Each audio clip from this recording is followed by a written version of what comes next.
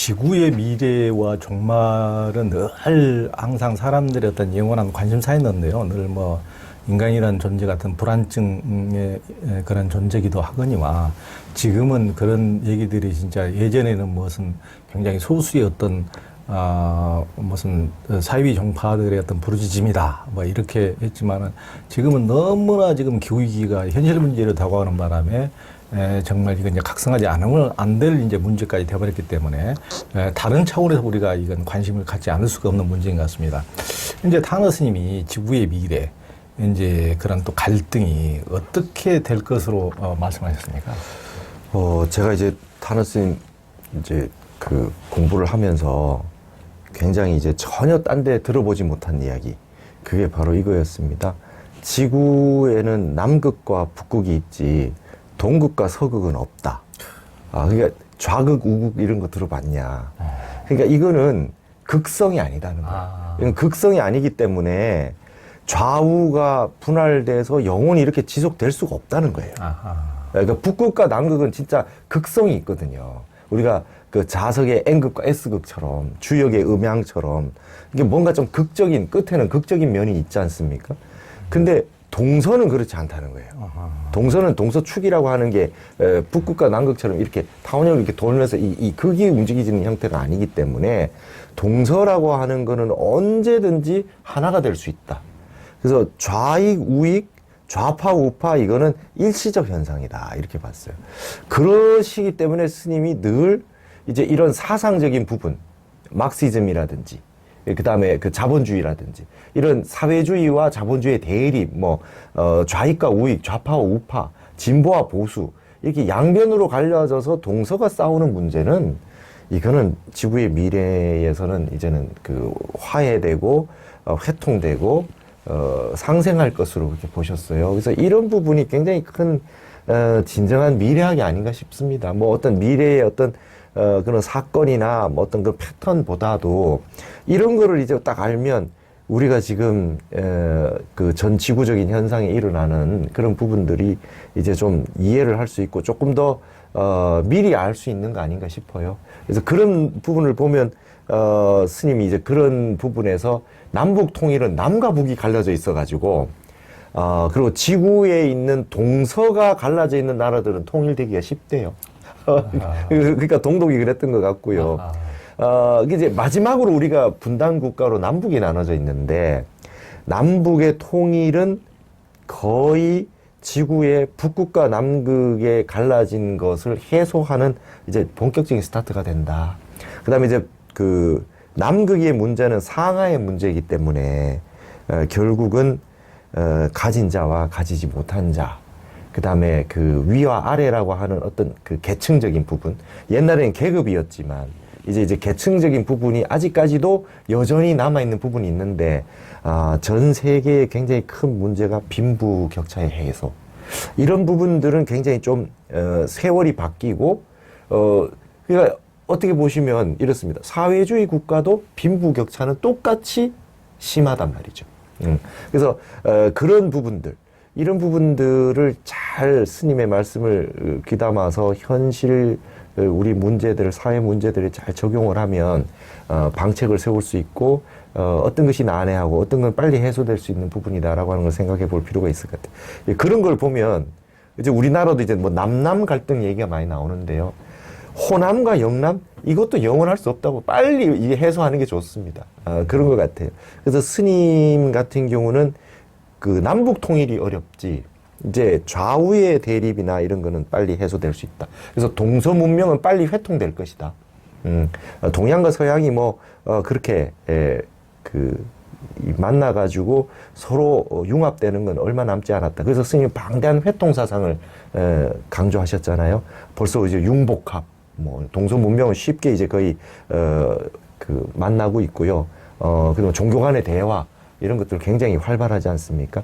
서양은 동양을 굉장히 열심히 배우고 있고 이런 부분들은 스님의 어떤 그 미래에 대한 부분들을 잘 이해하셨던 것 같고, 그래서 이런 우리 갈등 요소들의 해소에 있어가지고 빨리 우리 이 남한끼리의 그 갈등 같은 거는 빨리 그냥 우리의 망상 경계가 이끌어낸 본질적이지 않은 부분이라고 생각하고 빨리 해소하는데 전 국민이 노력을 해야 될 것 같습니다.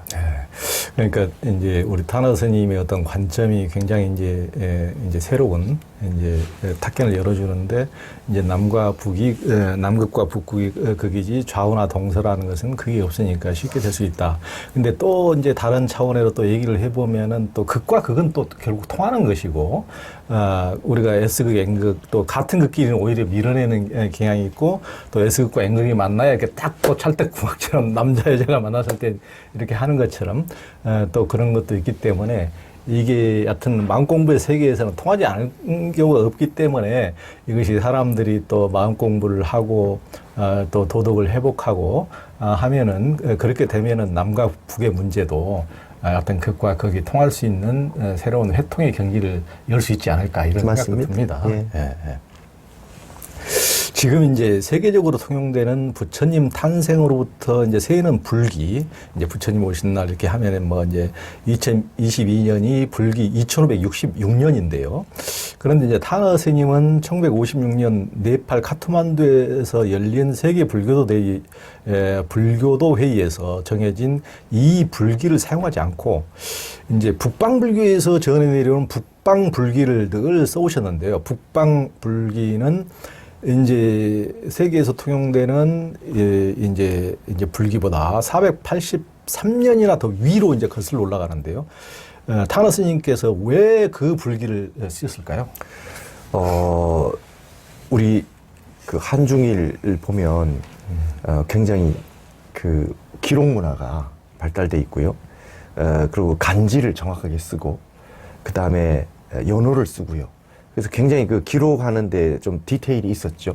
그래서 뭐 그냥 왕조실록 같은 경우는 매일매일 기록도 하고, 그러니까 중국도 그렇고, 그리고 세계 문헌이라고 하는 게, 기록유산이라고 하는 게 굉장히 많지 않습니까?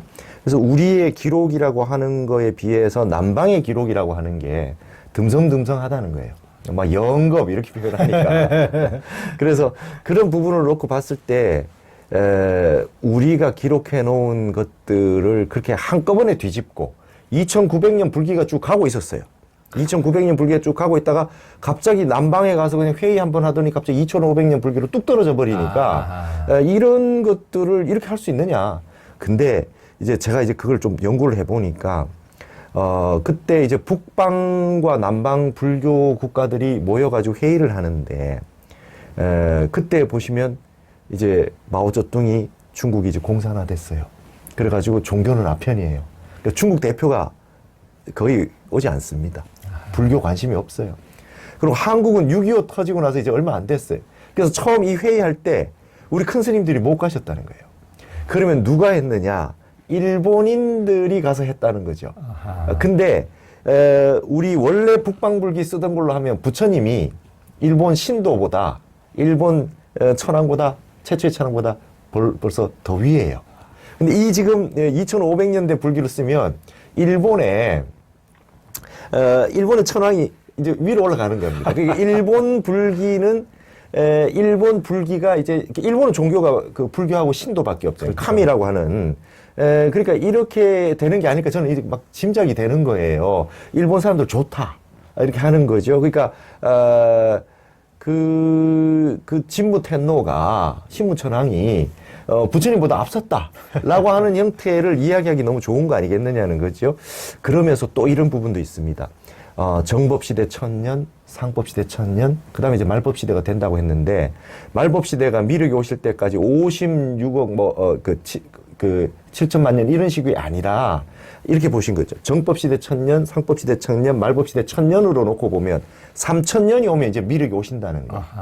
그런 생각으로 했을 때, 2900년대가 막 가고 있는데, 이걸 다시 거꾸로, 막 500년을, 이제 소급한다면, 우리 말법시대 500년을 더 살아야 되는 거 아니냐. 그런 부분에서 스님께서는 끝까지 삼천년 불기를 쓰셨어요. 그래서 뭐 청담 스님 입적하셔서 사리탑 쓸 때도 3008년 이렇게 써놨어요. 아주 그냥 비석에다 그냥 비석에다가 딱 새겨 놓으시고 화엄경 딱 쓰시고도 그냥 삼천년 불기를 딱 쓰시고 그랬던 게 지금 이제 3049년입니다. 북방 불기로 하면 그래서 이런 부분들을 스님은 굉장히 그 어떤 말법 시대가 이제는 뭔가 미륵이 오시고 새로운 시대가 오는 거에 대한 이 우리 중생들의 바람을 역행해서는 안 되고, 그리고 예를 들어서 성인의 그 일년은 너무나 그 왜곡될 수 없다는 거예요. 우리가 천몇백 년 동안 지켜왔던 불기가 있고 그것들을 통해서 라틴어 번역본에도 다 그 불기로 써놨어요. 예전에 이거를 그냥 그런 더 깊은 고증 없이 회의 한 번으로 그렇게 쓰는 거는 맞지 않다고 그렇게 생각을 하셨던 것 같아요. 그리고 이제 공하원년이라고, 중국에 이제 공하원년이라고 쓰는데 그게 이제 정역에 보면 이제 2800년이 넘었어요. 2800년이 넘어서 정역에 보면 그 얘기를 딱 써놨습니다. 그래서 정역이라고 하는 것도 새로운 세상이 열린다고 하는 걸 이야기를 하면서 이제 2800년이 넘어가면서 새로운 세상이 온다는, 바른 세상이 온다라고 하는 어떤 그런 내용들과 좀 결합되어 있는 거 아닌가. 그래서 이 부분은 앞으로도 굉장히 연구해 봐야 될 그런 대상이 됩니다. 예. 그러네요. 그러니까 여하튼 단어 스님의 관점은 늘 이제 독특하시고, 여하튼 자기의 주체적 이런 걸로 보시지, 뭐 세계에서 뭐 결정했다고 그래서 뭐 이렇게 그게 따라가지 않으시고 굉장히 이제 그런 점이 강하신 듯합니다. 근데 이제 우리가 이제 미륵사상은 한국에서 하여튼 그 숨길 수 없는 굉장히 이제 뭐 그런 게 강한 우리 민족 내적으로 그런 게 있어 왔기 때문에 어떤 미륵사상을 통해서 우리가 끊임없이 고난의 민족이 이제 희망을 불러 넣었기 때문에 그때 이제 늘 단어 스님이 살았던 시대는 어두운 시대에, 늘 민족이 힘든 시대에 살았기 때문에 그런 데 대한 희망을 더 멀리 그냥 그 요원한 것으로 하지 않고 더 가깝게 스님께서 늘 이제 끌어당기려는 강력한 그런 나름대로 어떤 조급하다면 조급하달까, 우리 민족에게 빨리 구원해주고자 하는 그런 마음이 있으셨던 것 같습니다. 원효대사의 미륵상생경 종요에 미륵상생, 미륵하생, 미륵선불의 3부경으로 구성되어 있는데, 미륵을 맞이하는데도 하근기, 중근기, 상근기가 있다는데 어떻게 다릅니까? 제가 이제 원효의 저술들을 보다가 미륵상생경 종요라는 책을 보고 굉장히 놀랐어요. 그래서 이게 원효 대사의 그 글쓰기 방식이 종요적 글쓰기예요. 이 경전의 핵심이 뭐냐예요. 종지를 뽑아야 된다는 거예요. 그래서 법화경 종요, 뭐 대도경 종요, 이렇게 종요를 쓰잖아요. 그래서 미륵은 전체 경전가들 상생경 가지고 종요를 써요. 이유가 이렇습니다.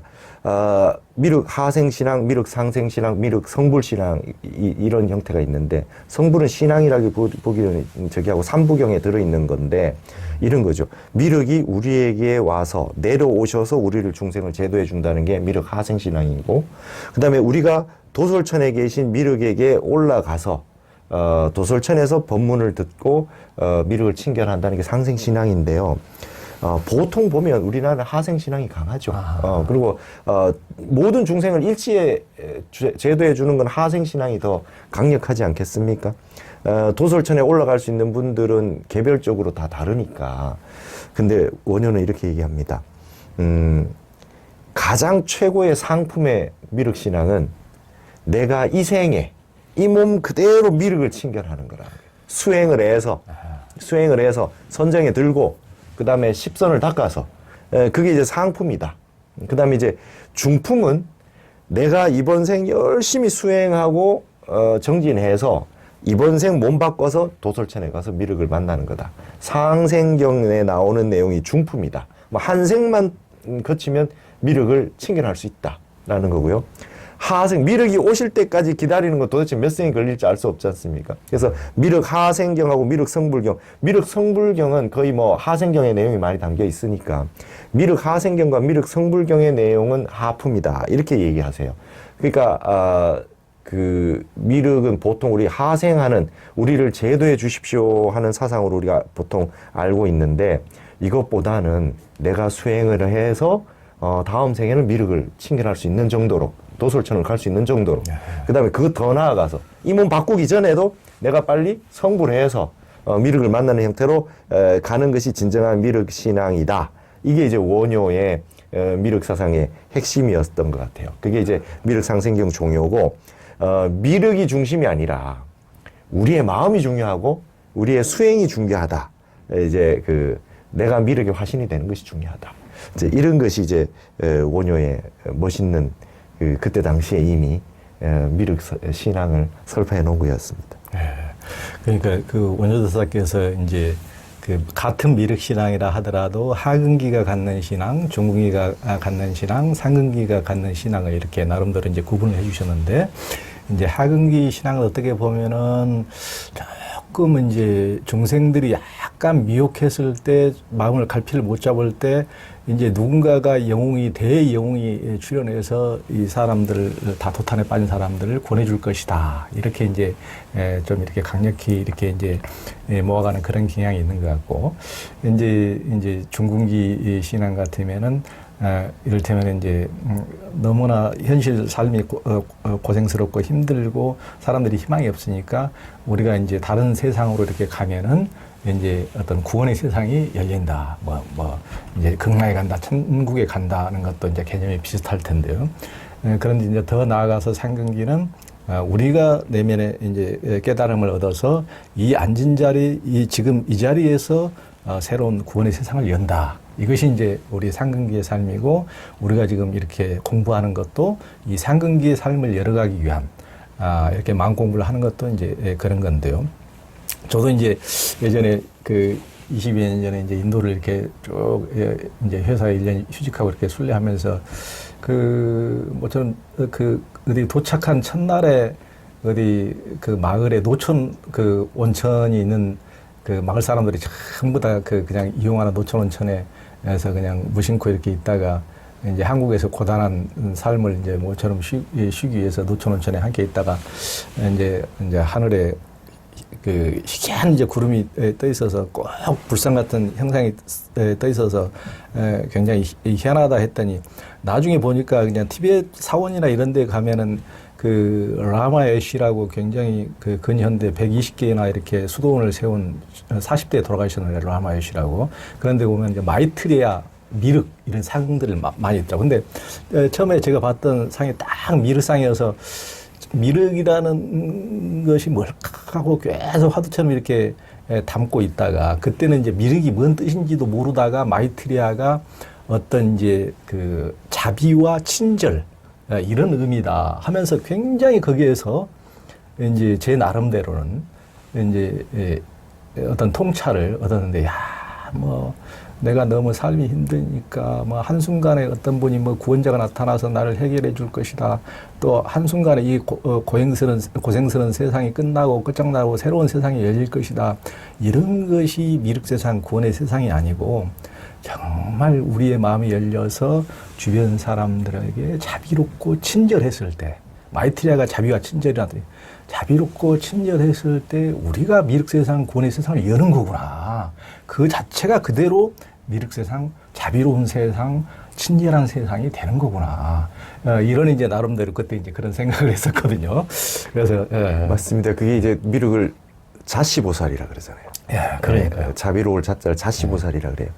그리고 이제 마이트레아가 미트라, 그 조라스터교의 미트라신, 그다음 메시아하고 어원이 같다는 얘기도 많이 해요. 그게 이제 저쪽에는 메시아인데 이쪽은 마이트레아잖아요. 그러니까 이런 부분을 봤을 때 그게 어떤 형태로 해석하느냐가 굉장히 중요한 부분이 있는데 요즘 제가 이제 재밌어 이제 에세이 같은 것도 이렇게 쓰다 보면 헐리우드 영화하고 한국 영화가 다른 게 그거예요. 똑같이 지금 힘든 고통을 받는 세계를 다 현실의 부조리를 얘기하고 막 나오다가 허리우드 영화에는요, 갑자기 맨이 등장을 해요. 슈퍼맨, 배트맨, 그 다음에 그 어벤져스 이렇게 등장해서 이 사람이 구해주는데 그게 뒷베이스가 전부 미국이다. 뭐 이런 식이거든요. 약간, 미륵 상생경 종영의 입각에서 보면 하근기의 거지. 하근기 드라마죠. 우리나라는 이런 히어로가 등장하지 않아요. 예. 우리 안에서 휴먼이, 그러니까 그게 맨이 아니라 우리는 휴먼입니다. 그러니까. 그래서 사람들, 우리 안에서의 조금 전에 말씀하셨던 그 자비로운 마음, 그 다음에 인간의 휴머니티, 그 다음에 양심, 그 다음에 우리가 진짜 이렇게 해서 안 되지 않겠냐. 정감, 그 다음에 공감, 이런 걸 통해 가지고 우리 속의 내면의 것들을 발견해서 사람들, 각자가 가지고 있는 불성, 이런 것들이 드러나서 문제를 해결하는 쪽으로 들어가는 드라마들이 대부분이거든요. 그래. 이게 전 세계의 지금 한류 드라마나 영화에 굉장히 어떤 큰, 지금 그 감동을 주는 부분이 되고 있거든요. 이것만 해도 이미 우리는 미륵의 상품적인 형태를 드라마적으로 쓰고 있다는 거죠. 그래서 이런 부분이 아마 우리 민족에게 있는 어떤 그 사상적인 형태와 이런 현재의 문화적인 형태도 같이 봐서 조금 연구를 해봐야 될 필요가 있는 것 같아요. 그러니까 이게 이제 오녀 스님처럼 종요, 핵심을 딱 뽑아내는 능력인데 문광 스님이 지금 한류 이런 데 됐어도 지금 요체를 제대로 뽑아내신 것 같아요. 이런 식으로 이렇게 뽑아내는 능력이 이제 공부하는 이제 이사무예라고 딱 이해만 뭐 그런 책을 보고 그 교학에 만족하고 그런 것이 아니고 현실에서 이렇게 뽑아내는 안목을 갖추는 게 이제 중요한데 이게 굉장히 이제 중요한 통찰을 이제 보여주셨는데요. 그러니까 그런 식으로 이제 그 우리나라에서 어떤 주인공들은 그야말로 최고의 영웅이 아니고 뭐 심청일처럼 그 장애인 맹인 아빠를 둔 가난한 소녀, 그리고 뭐 그 저기 뭐 흥부전처럼 형한테 구박이나 받는 그 동생, 그리고 춘향전처럼 완전히 그 저기 놈이 수절이나 두려야 되는 완전히 불쌍한 10대 소녀, 이게 전부 다 이게 뭐 어디 평범보다도 어떻게 보면 더 이하. 이런 사람이 주인공인데 이런 사람들 희망을 던져준단 말이에요. 그러다 보니까 오히려 무슬림 사회나 이런 데에서는 얼마나 그들을 나름대로 철저하게 좀 경건하고 해가지고 좀 다른 것은 봐주지를 않고 드라마나 이런 것도 통제를 하는데 이란이나 이런 데서까지 전부 다 한류 하면은 드라마 하면은 뭐 그 사람들 문제 삼지가 않잖아요. 문제 삼을 게 없거든. 이거 뭐 심청전 무슨 뭐 전부 다 하여튼 이런 이유니까 왜 문제 삼을 게 뭐 있어. 너무 아름답고 너 아무나 아무리 이슬람의 안목으로 봐도 이게 뭐 크게 문제 될 게 없잖아요. 그러니까 우리 한류 드라마들이 대부분 다 하여튼 이제 그렇게 찬란한 감동을 주는 뭐 영웅이 나와서 막 다 무찔러버리고 다 죽여버리고 이런 것하고는 전혀 차원이 다르기 때문에 굉장히 지금 핵심적인 이런 것을 우리 한류의 종요를 지금 뽑아주셨습니다. 종요. 예. 그 이제 기독교에서는 이 세계는 언젠가 종말을 맞이하게 될 것이며 이때 심판이 있게 될 것인데 이때 이제 예수님이 재림해서 이제 구원하게 될 것이라고 가르치고 특히 우리나라엔 이제 기독교 계통의 종말론이 등장하는데 많이 등장했는데요. 한국 사회에서 끊임없이 등장하고 있는 이런 구원 인플레이션 현상의 뿌리는 어디에 있는 걸까요? 우리나라가 그 서학이 들어와서 이제 불과 몇백 년 사이에 방대하게 기독교 문명이 굉장히 발전했어요. 근데 저도 처음에 궁금했어요. 어떻게 이렇게 갑작스럽게 그냥 굉장히 방대하게 이렇게 포교가 될 수 있을까. 근데 저는 출가를 해서 제일 먼저 굉장히 한국 불교사를 보다가 좀 그 특징적으로 봤던 부분이 한국의 미륵 사상이었어요. 고구려 백제 신라가 처음 시작하면서부터 신라도 굉장히 불교를 늦게 받아들였는데 딱 받아들이자마자 2차돈 순교 이후로 받아들이자마자 제일 먼저 강력하게 받아들인 게 미륵 사상이었어요. 왕실에서 이걸 용인할 때 서가모니 부처님이 왕자였구나라는 거예요. 그러니까 우리 땅으로 미륵이 오시는데 왕자로 오시면 되겠네. 그러니까 이게 왕즉불 사상이에요. 왕이 그대로 부처님이에요. 그래서 그게 이제 그냥 우리가 석가족이 우리 형태가 됐으면 좋겠다. 그러면 우리는 그 앞에 선왕들은 그냥 전륜성왕, 왕이 그 왕자로 와서 부처님이 되실 때까지 미륵이 오기 전에 전륜 성왕이 와서 방대하게 그 나라를 넓혀 놓는다. 광개토 대왕, 땅을 넓히는 거거든요. 즉위하자마자 광개토 대왕이 19세에 즉위하자마자 방대하게 절을 지어요. 그러면 땅을 넓혀요. 그러니까 그냥 단순하게 전쟁하는 게 아니라는 측면입니다. 그러니까 백제도 마찬가지입니다. 백제도 어떻게 하면 이 땅에 미륵을 하생하게 말하자면 미륵 유치 쟁탈전이에요. 삼국이 그런 부분이 있단 말이죠. 그래서 서로가 어떻게 그래서 건전한 어떤 경쟁이었었던 거예요 처음에. 그러다가 이제 그 갑자기 태종무효라는 김춘추의 이 딸하고 여기 뭐 전쟁이 나서 그러면서 이제 그 싸움이 나서 이제 화랑이 그냥 전쟁터에 가면서 이렇게 전쟁이 되기 시작했는데, 이런 부분들을 가만히 놓고 보면 한국의 미륵 신앙이라고 하는 게 굉장히 강력했고요. 우리가 관세음 신앙이나 아미타 신앙은 통일신라 이후로 더 커진 겁니다. 처음에는 미륵 신앙이 굉장히 강력했어요. 그래서 이게 이런 부분이 조선시대로 넘어와서 갑자기 숭유 옥불이 되니까, 갑자기 왕조가 바뀌었다고 해도, 그렇다고 해서 그 종교가 갑자기 바뀔 수는 없거든요. 근데 절을 폐사를 시키고, 불상을 없앤다고 해도 신앙적 형태가 사라지지 않기 때문에 마을 어귀에 너무 멋있는 불상들은 이 회부를 당하니까 돌미륵들이 방대하게 생깁니다. 아하. 마을 어귀에. 그래서 코가 이렇게 생겼고 복을 빌고 아들 낳게 해주십시오. 이렇게 미륵 하생 신앙이 조선시대 때 그냥 돌미륵처럼 있다가 뭐 진짜 한번 연구해 볼 필요가 있는 것 같아요. 제주도의 돌하르방 같은 거. 그다음에 그 천하 대장군, 지하 여장군 이런 거, 소대 뭐 이런 형태로 그다음에 선앙당, 그죠? 성황당. 그다음에 그 큰 그 나무들.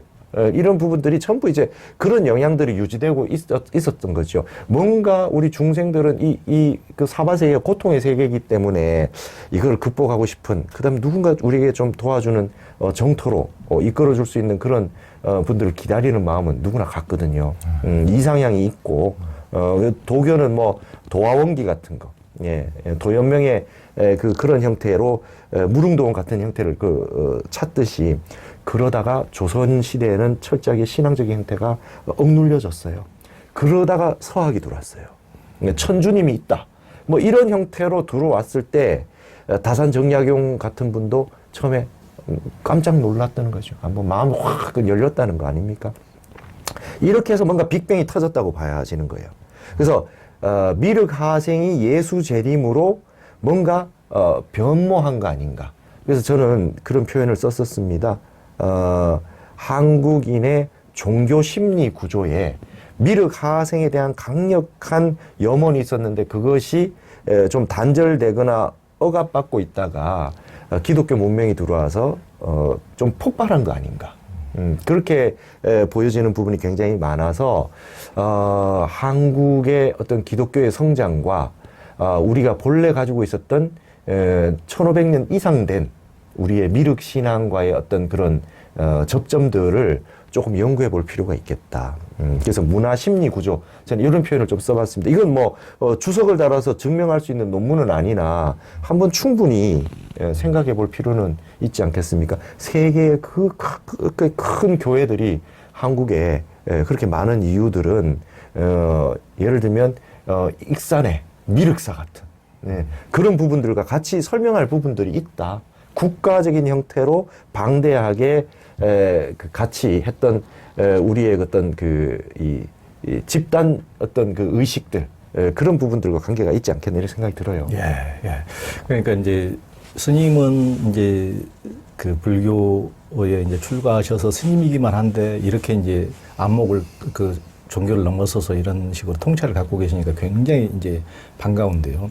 저는 이제 그 불교뿐만 아니고 이제 20년 넘게 기독교, 뭐 이제 가톨릭 모든 종교를 이제 덩달아서 함께 취재해오는 이제 종교 전문 기자로서 오래 해오다 보니까 제 나름대로의 그런 이제 어떤 종교의 울타리를 넘어서 이제 그런 걸 보면은 뭐 종교적으로는 기독교는 이제 예수님을 믿고 이제 불교는 이제 부처님을 그 신앙하는 종교가 각기 다르긴 하지만은 이제 이렇게 이제 뭐 행태를 보면은 한국에는 굉장히 어떤 의식 구조에는 유교적인 구조도 있고 더 깊이 이제 심성 자체로 보면은 굉장히 샤머니즘의 어떤 무속적인 것도 강하고 또 미륵적인 이런 어떤 하생적인 이런 걸 구원을 기다리는 것도 굉장히 강하고요.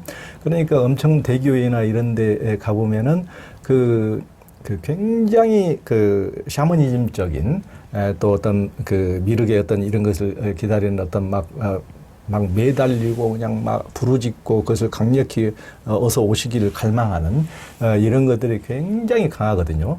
그래서 제가 보기에는 이제 스님께서는 이제 그 다층적으로 보셨는데 저는 시대적으로도 오히려 좀 시대가 안정됐을 때 이제 통일신라 시대처럼 이제 좀 어느 정도 안정된다든가 조선 시대 초기처럼 이렇게 안정됐을 때는 통일시대처럼 이제 안정된 시대에는 이제 정신적으로 굉장히 깊숙이 성숙된 평안한 어떤 교학적인 깊이 원효대사 의상대사처럼 이런 식으로 가고 조선시대 주자학 성리학처럼 이런 식으로 깊이 있게 뭐가 가지만은 이제 시대가 너무 이제 어두워졌을 때 이제 조선 말기처럼 백성들이 전혀 의지할 데 없고 또 나라를 잃어버리는 일제시대처럼 그때 일제시대 때 이제 정산도 그 차천자교가 신도가 막 7,800만 그때 2천만 동포 중에서 그런 정도로 어디 마음 둘 데가 없으니까 어떤 미륵의 어떤 하생을 기다리는 어떤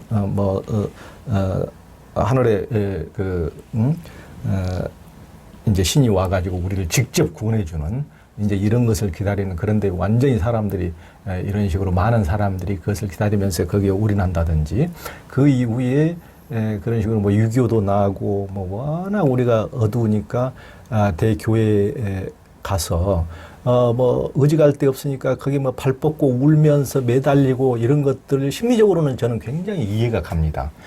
그렇지만 이제 또 우리 사회가 그때하고 달리 지금 한 차원 또 이제 많이 성숙해진 사회이기 때문에 또 다른 어떤 종교적인 또 성숙과 깊이를 추가될 때가 또 오지 않았는가. 이제 그 통일신라 시대나 조선 초기처럼 어느 정도 사회가 안정되면은 불교에 또 더 깊이 고준한 경지로 가고 또 조선시대의 성리학이 아주 중국 이상으로 깊이 갔던 퇴계라든가 이의 수준으로 갔듯이 우리도 이제 굉장히 어두운 시대는 무슨 대교에 모여서 발 뻗고 울고 막 이렇게 열광하고 이런 것을 이해 못할 바가 아니에요. 그런 것은 굉장히 치유책으로 또 뭐 우리 차천자교에 모여서 이렇게 뭐 민족의 희망이 없던 사람들이 모여서 이렇게 했던 것도 이해 못할 바도 아니고 그렇지만 이제 또 우리는 이제 지금 시기적으로 많이 또 이제 안정되고 선진국이 됐기 때문에 그렇기 때문에 지금 이제 또 다른 어떤 깊이 있는 이제 정신 세계를 또 추구하기 위해서 오늘 이제 무광스님 같은 분을 모셔서 이제 공부를 하는 겁니다. 이제 우리의 미륵이 와서 구원한다는 이제 미륵 사상과 종말에 예수님이 와서 구원한다는 것은 어떤 연관이 있다고 보십니까? 일단은 이제 그 동서양을 통틀어서 이게 말법 시대론이라고 하는 게 항상 있었던 것 같아요. 그리고 지금이 말법 시대라고 하는 거에 대해서는 똑같이 말하고 있다는 거죠. 그래서 타너 스님도 그렇게 말씀하셨거든요. 소강절이 환극경세서에서 이미 그 지금을 말법 시대라고 규정을 하고 있는 부분들이 나오고 있고 유교도 그러하니까 그다음에 우리 불교도 그러하고 기독교도 그러한데 어떤 말법 시대적인 양상이 있는데 이런 형태를 이제 그 말법 시대를 규정하는 것은 비슷한데 말법 시대 이후의 문제가 어떤 거냐라고 하는 부분에서 조금 차이가 난다고 보고 타너 스님은 그렇게 보는 거죠. 기독교 문명에서의 말법 시대로는 이 시대를 그 준비하는 데 있어서 가장 중요한 것은 윤리 도덕적인 생각을 해야 된다는 거. 이제 그것이 중점이 되는데 말을 듣지 않을 때 이제 겁을 주는 거잖아요. 방편으로 겁을 주는 거예요. 이거 안 들으면 큰일 나. 라는 형태로 설명하는 방편설이라고 보시는 것 같아요. 그래서 서양에서 말하는 기독교, 이슬람에 말하는 최후의 심판, 그다음에 최후의 날 이런 것이 결코 끝이 아니라는 것을 설명해 주는 게 우리 동양에 있다. 그래서 이 타너 스님이 말씀하셨던 그 종말론이라고 하는 이런 부분들에 대해서 굉장히 유사하지만 미륵경전하고 요한계시록 같은 것 부분에서 말법시대 얘기하는 게 유사하지만 그 이유를 설명하는 부분에 있어서 좀 다른 부분들을 우리 동양에서 서양에 적극적으로 알려줘야 될 필요가 있는 것 같고, 종말이 아니라 성숙이고 심판이 아니라 결실이다. 지구의 수명은 반밖에 오지 않았다. 예수가 재림하고 난 다음에 하늘의 천국이 구현되는 게 아니라 지상 천국으로 구현될 수 있는 소지가 아직 남아있다. 이런 메시지를 이제 탄어학이라고 하는 형태로 알려줘야 될 필요가 있는 것 같습니다. 그렇게 될 때, 예를 들어서 내일이 없다고 할 때 뭔가 문제가 생기면 마트를 털겠죠. 그러나 이것이 삶의 하나의 과정이고 이번 생의 문제일 뿐이다라고 생각했을 때는 이번 생 이후에 과보를 생각하고 업을 생각하고 해야 되고, 그 다음에 이러한 상황이 힘든 일이 있을 때 그다음 이렇게 종말이 아니라고 할 때는 여기에서 선업을 해서 자비행을 하고 보살행을 하고 내가 힘든 세상이 왔을 때 내가 살아있다면 옆에 있는 사람들을 도와야 된다. 이게 이제 화엄경에 보면 마지막에 미륵을 만나는 거죠. 선제동자가. 그러나 미륵이 만나서 끝나는 게 아니고 그다음 보현행원이 있다는 거죠. 마지막 끝은 보현행으로 끝나는 거죠. 그래서 말법시대의 마지막으로 해야 될 일은 어떤 힘든 일이 있어도 내가 보현보살이 되는 것이고, 내가 미륵의 화신이 돼서 그 주변에 있는 사람들에게 도움을 주고 어떻게든 자비를 행해야 된다. 자시보살이다. 라고 하는 형태로 다시금 이제 전향해야 되는 이 우리 불교가 가지고 있는, 동양이 가지고 있는 직선이 아니잖아요. 이 동양은 직선사관이 아닙니다. 그래서 원입니다, 원. 네. 그런데 이게 서양식으로 말해도 그냥 직선이 아니라 나선형적으로 이렇게 나선형적인 직선으로 갑니다. 그 중간에 원을 포함하고 있죠. 그래서 그냥 직선으로 나가는 것이 아니라고 하는 직선적 사유에 대해서 이 동양의 불교나 동양학적인 정신을 조금 얘기해 줄 필요가 있는 것 같습니다. 네. 그러니까 굉장히 지금 우리 어떤 동양적 종말론과 어떤 그 서구적 종말론의 어떤 차이점을 이제 말씀해 주셨는데, 이제 이게 뭐 어떻게 보면 그 종말이라는 게 끝이 아니고, 이제 타너 스님께서 말씀하시는 것은 이게 성숙이고 결실이고, 이게 동양은 이제 뭐 성주 개공부터 어떤 것도 완전한 끝이 아니고 계속 되풀이 되고, 성주 개공이 되면 다시 또 성주 개공이 되고, 이게 되풀이 되는 것이지 뭐 툭 떨어지시 이제 그것으로 끝이다 이런 것이 아니기 때문에 원으로서 이렇게 이게 순회하는 이런 거기 때문에 어떤 그런 식으로 어떤 서구식 종말론의 종말이 아닌 것이죠. 그래서 이제 우리는 이제 종말이라고 생각하는 것이 더 한 차원 또 다른 차원으로 이렇게 변화되는 이제 이런 것이지 그 끝이 아니다. 그래서 우리의 종말이라는 것은 어떻게 보면 오히려 희망의 종말론이랄까, 이제 그런 걸로 볼 수 있고, 이제 제가 보기에는 이제 기독교도 좀 더 진짜 예수님의 본질을 깨달으신 수준 높으신 분들은 이제 뭐 하늘나라로 가는 것이 아니고, 이 세상의 종말을 맞고 심판으로 끝이고 하늘나라로 가는 것이 종말이 아니고, 이제 하늘에서 이루어진 것처럼 이 땅에서 이렇게 아름다운 세상을 이루는 것, 이것을 이제 추구하는 것이기 때문에 결국에서 정말 그 길도 제대로 가시는 분들은 다 같다, 비슷한 생각을 가지고 있다. 이런 생각을 합니다.